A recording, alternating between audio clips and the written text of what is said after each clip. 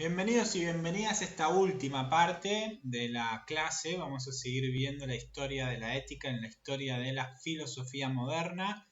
Ya estamos casi cerrando la época moderna. Hoy vamos a ver por último a David Hume por el lado de la ciencia y la filosofía y a Adam Smith por el lado de la economía para cerrar finalmente con Immanuel Kant y ver básicamente cuál es el quiebre que se da en la ética y cómo se manifiesta este quiebre, sobre todo con Immanuel Kant, ¿no? En el mismo siglo XVIII, dice, desarrollaron sus pensamientos dos grandes filósofos británicos. El primero es David Hume, el segundo es Adam Smith. El primero va a exponer su pensamiento fundamental en lo que nos compete a nosotros, ¿no? En la cuestión de la ética, en los ensayos morales y políticos, y el segundo, Adam Smith, en la teoría de los sentimientos morales, ese gran libro que hace Adam Smith, ¿no? Ambos criticaron los modelos éticos fundados en este orden natural preestablecido, lo mismo que ya venimos diciendo, ya sea en el orden antiguo, en la naturaleza o en Dios, en el orden ontoteológico medieval, diciendo que lo bueno es aquello que produce sentimientos de satisfacción y lo malo aquello que provoca dolor. Entonces ya no hay ninguna regla externa al ser humano que dice lo que es bueno, lo que es malo, sino esa percepción de lo bueno como lo satisfactorio y de lo malo como lo que provoca dolor, inquieta, molesta. El propio Adam Smith nos dice que lo bueno y lo malo en el fondo están relacionados con una suerte de afecto, de simpatía que recibimos que sentimos los unos con los otros, es decir, con las causas y la finalidad de nuestros afectos. Entonces ponen varios ejemplos en los cuales nos dicen, bueno, pero si un mismo acto nosotros no lo valoramos moralmente igual cuando lo realiza una persona muy querida por nosotras, que una persona totalmente extraña o incluso a la que le tenemos bronca, ¿no? Entonces como que nuestra vara de juicio es distinta frente a esas personas. Entonces llegan a la conclusión de que no existe nada externo al ser humano, sino que es básicamente esa percepción de afinidad con los otros lo que nos hace juzgar lo bueno como bueno y lo malo como malo. David Hume argumenta lo que con el paso del tiempo se denominará la falacia naturalista, es decir, un tipo de razonamiento que parece de alguna forma ser deductivo, pero en realidad no lo es. En el fondo es la idea del orden del ser, nosotros extraíamos proposiciones, pero en el fondo, dice Hume, a nivel moral, nosotros no podemos establecer reglas morales porque la biología es así de determinada manera. Dice, una cosa es el orden biológico y otra cosa es el orden moral. Porque en el orden biológico sucedan determinadas características, dice, nada nos habilita a poder dar el salto moral a decir de que porque los animales obran de esta manera, en realidad existe una regla moral que nosotros seres humanos debemos cumplir de manera absoluta. Entonces, de ningún orden del ser, ningún orden biológico vamos a poder extraer ningún juicio moral, dice David Hume. Este razonamiento moderno es importante porque va a terminar profundizando la idea de que la valoración de un acto humano como bueno o como malo solo va a encontrar valoración fuera del ser, ya no en el orden de la realidad. El bien moral, el bien del hombre, se lo terminó asociando con una experiencia subjetiva, la experiencia subjetiva del ser humano con respecto a lo que le gusta o no le gusta, lo que lo satisface o le genera odio o dolor, pero no con una regla externa al ser humano inalterable, dada por la misma naturaleza o dada por el mismo Dios. Immanuel Kant va a ser un paso más con respecto al tema de la ética. Ya ni siquiera va a decir que está por fuera del ser humano, o sea, no va a negar de alguna manera el orden antiguo y el orden medieval, como lo vienen negando todos los pensadores de los distintos campos que estamos viendo a lo largo de esta clase, y le va a dar un giro más. Dice, la ética entró en un giro nociológico, Para Immanuel Kant, el ser humano filtra la realidad cuando conoce esta realidad. Es decir, solo podemos conocer la realidad tal cual el ser humano la puede conocer. Si vos tenés, por ejemplo, unos anteojos verdes, vas a ver la realidad en tonos verdes. Si vos ves los anteojos con vidrios azules, vas a ver la realidad con matices azules. Por lo tanto, eso sucede de la misma manera con el ser humano. Nosotros tenemos determinada capacidad de conocer determinados registros de longitudes de onda, nosotros tenemos la capacidad de escuchar determinados sonidos y los animales pueden escuchar otros, ¿no? Entonces tenemos un aparataje, tenemos aparatos cognitivos que nos permiten conocer la realidad de una determinada manera. Si uno tuviera la capacidad de ver, por ejemplo, las bandas infrarroja o la banda ultravioleta de las longitudes de onda, seguramente nuestra realidad se vería de manera distinta. Pero nosotros solo podemos ver lo que tiene que ver con los colores, por así decirlo, ¿no? Que todas las longitudes de onda, desde el violeta hasta el rojo, si no me acuerdo mal, de lo más intravioleta a lo más infrarrojo. Pero no podemos entrar en las bandas ni de lo ultravioleta ni de lo infrarrojo. Por lo tanto, nuestra realidad es tal cual nosotros la vemos con nuestros ojos, pero la realidad es más que eso.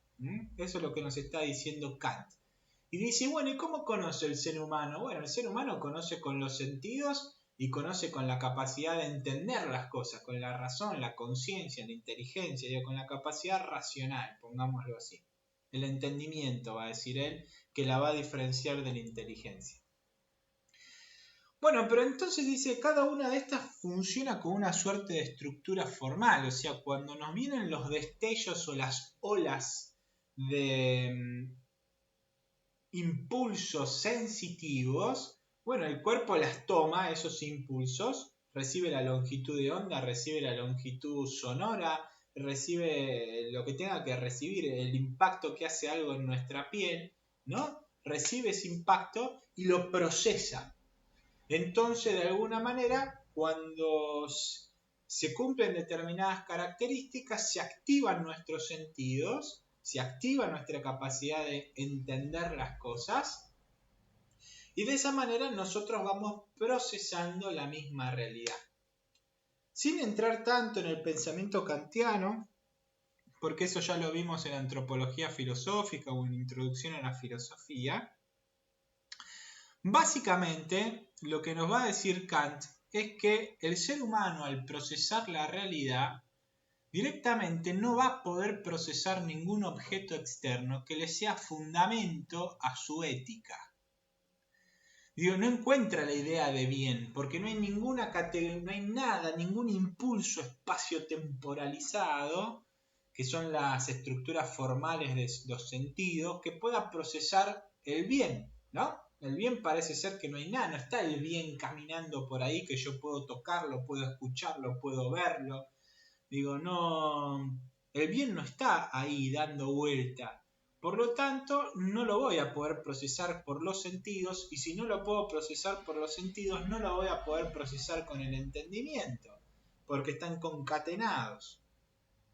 Y por lo tanto, no va a existir nunca la posibilidad de un bien material al cual yo tenga que ajustarme y de esa manera alcanzar la plenitud. Entonces lo que va a decir Kant, dice, lo va a desarrollar en la crítica de la razón práctica, otro de sus libros famosos, va a decir, bueno, entonces nos quedamos sin posibilidad alguna de ética. Y Kant, un tipo religioso, va a decir, no. No es que nos quedamos sin ningún tipo de ética, nos quedamos sin los tipos de ética que pensábamos que teníamos. Uno piensa en Aristóteles, piensa en Platón, piensa en Santo Tomás de Aquino, etc. Y bueno, ellos hablaban de una suerte de bien que se puede alcanzar. Pero lo que tenemos acá, si pensamos de la misma manera que hablamos con respecto a los sentidos y el entendimiento, es decir, que tienen unas estructuras formales desde las cuales los seres humanos conocemos la realidad, bueno, lo mismo debe suceder en la voluntad. Entonces la voluntad debe tener también unas estructuras formales O sea, la voluntad del ser humano obra según como el ser humano puede llegar a obrar. No va a obrar como un mono o como un perro, porque el ser humano obra a la manera de un ser humano. Entonces, bueno, tenemos que investigar cuáles son esas estructuras formales de la voluntad. Y desarrollando toda una serie de pensamientos filosóficos, Immanuel Kant llega a la conclusión de que el ser humano obra moralmente bien cuando obra conforme al dictado de su propia conciencia. En otras palabras, él lo va a llamar imperativo categórico y lo va a traducir de distintas maneras, lo va a definir a este imperativo categórico de distintas maneras, pero básicamente llega a la conclusión de que el ser humano tiene la capacidad racional de obrar de tal manera de que su propio comportamiento se pueda considerar por otros como regla universal. En simples palabras, lo que dice Kant, que pensaba que todos teníamos la misma razón, por así decirlo, la misma capacidad racional o la misma razón, ¿sí? Como que la cultura en el fondo no terminaba influyendo en nuestra capacidad de pensar y demás. Bueno, decía básicamente el ser humano es capaz de obrar bien en tanto y en cuanto siga el dictado de su propia conciencia. ¿Qué es lo que dice la conciencia? Obra de tal manera que tu propia regla de obrar pueda ser obrada por otros como si fuera una suerte de regla universal, ¿no? Entonces, de alguna manera, lo que nos está diciendo Kant es que no obremos según los impulsos, sino que obremos según la razón y que la razón va a encontrar una forma de obrar de tal manera, porque si todos los que compartimos la misma razón pensamos de la misma manera, encontraremos una forma que una forma que nos permita a todos obrar de la misma manera como si esto fuera una regla universal. Más allá de toda esta lucubración y toda esta idea, lo que nos está diciendo Kant a nivel práctico es: ya no existe ninguna regla externa al ser humano que nos diga cómo tenemos que obrar, sino que es la propia conciencia del ser humano la que te dice cómo tenés que obrar. Ya no está puesta la cuestión en la regla externa, en un objeto externo, sino en la regla que sale de nuestra propia conciencia. Ya no está puesto el acento en la verdad moral, sino en el deber obrar y cómo debemos obrar. Entonces ya no estaremos hablando de la verdad moral, como nos hablaba Platón, Aristóteles, Santo Tomás de Aquino, sino que estaremos hablando de la certeza moral. Ya no hablamos de verdad moral, sino que hablamos de certeza moral. ¿Qué significa esto? Que obramos según nuestra conciencia lo determina como la mejor forma de obrar, entendiendo que esa forma de obrar sería la forma de obrar o la mejor forma de obrar que también otras conciencias individuales alcanzarían como tal para nuestra situación. Básicamente esto va a llevar a que lo que tengamos que prestar atención es más a la formalidad de cómo obramos que a ver si alcanzamos o no esa verdad moral. El acento, como ponemos acá, ya no está puesto en el bien que debemos hacer, sino en el deber cumplir los mandatos intuidos como inherentes a la condición humana. ¿Qué es lo bueno? Dirá Kant, si cumplís con el deber que te dicta tu propia conciencia. ¿Qué es lo malo? Incumplir con el deber que te dictó tu propia conciencia. Esto va a llevar más a que se vuelva una moral autónoma y se deje la moral heterónoma de la antigüedad y de la época medieval. Es el propio ser humano el que se da a sí mismo la propia ley. Autos propio, nomos ley. Se pasó el ser humano en su propia conciencia a dar la propia ley de cómo debe obrar.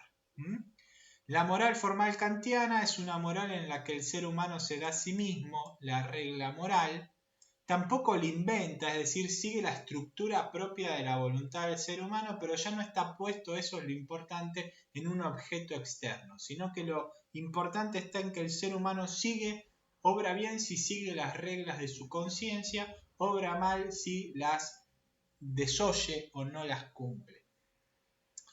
Todavía, en la perspectiva kantiana, el ser humano sigue algo en su obrar. Como dijimos, no es lo externo, pero sigue aunque sea unas reglas de conciencia en su obrar. En la próxima clase, cuando veamos la época contemporánea, vamos a encontrarnos con dos grandes propuestas. La primera es la relatividad moral. Ya ni siquiera podemos seguir las reglas, que cada uno obre como le pinta. Y la segunda cuestión básicamente es directamente olvidarnos de la pregunta por la moralidad y caer en la amoralidad, es decir, en el significado de que no hay regla alguna de lo moral, ni siquiera la mía siga reglas o no las siga. Digo, la pregunta por el bien y el mal desapareció. Nos vamos de alguna manera a encontrar con estas dos tendencias en la clase que viene cuando terminemos este recorrido histórico de la ética en la historia de la filosofía. Pero eso lo vemos en la próxima clase. Buena semana y buenas Pascuas para todos, ya que estamos cerca de las Pascuas en este domingo que se viene, de este 2022.